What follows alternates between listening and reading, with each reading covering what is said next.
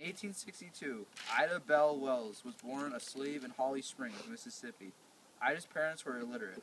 Slaves risked being beaten or killed for trying to learn to read. The Civil War ended in April 1865. That December, the 13th Amendment to the Constitution outlawed slavery. Ida's parents soon enrolled her and her siblings in a school for black children. Ida quickly learned to read. When Ida is 16, her parents die of yellow fever. She takes a teaching job to help support her younger brothers and sisters.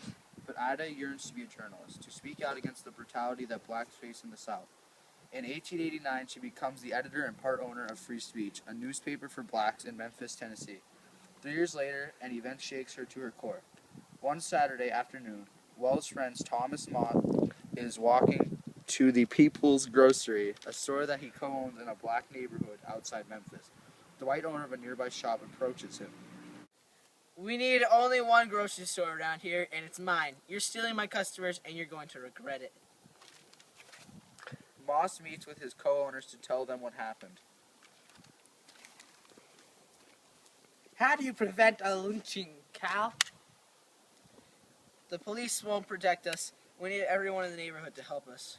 Why can't whites leave us alone? They're just angry that we've got customers. That night, shots ring out in the back of the men's store.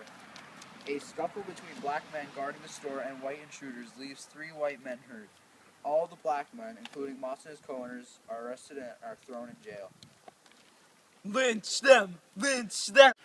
A few days later, a white mob breaks into the jail and drags the 3 shopkeepers away.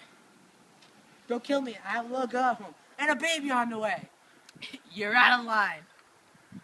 Kill him! Lynch him!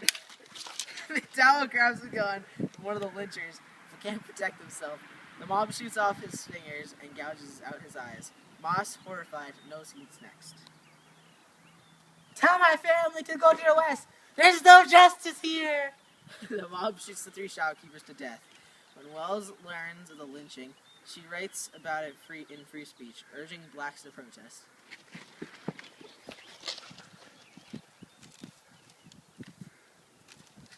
We must leave this town. It won't protect us or give us fair trials in the courts, but instead murder us in cold blood.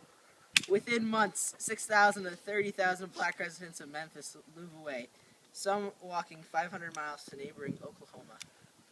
Wells writes that blacks who stayed in town should boycott white-owned businesses. We've learned that every prominent white man in Memphis supported the lynching. They don't deserve our money.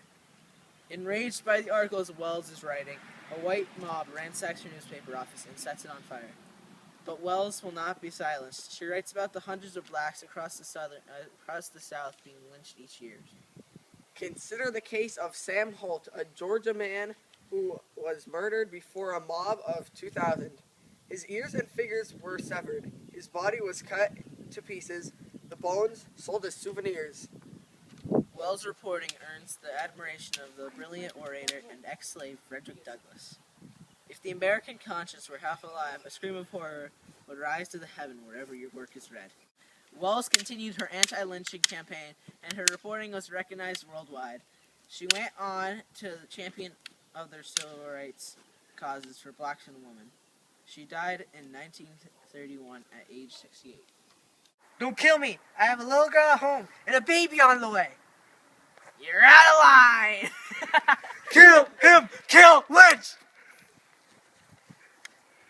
I can't do it.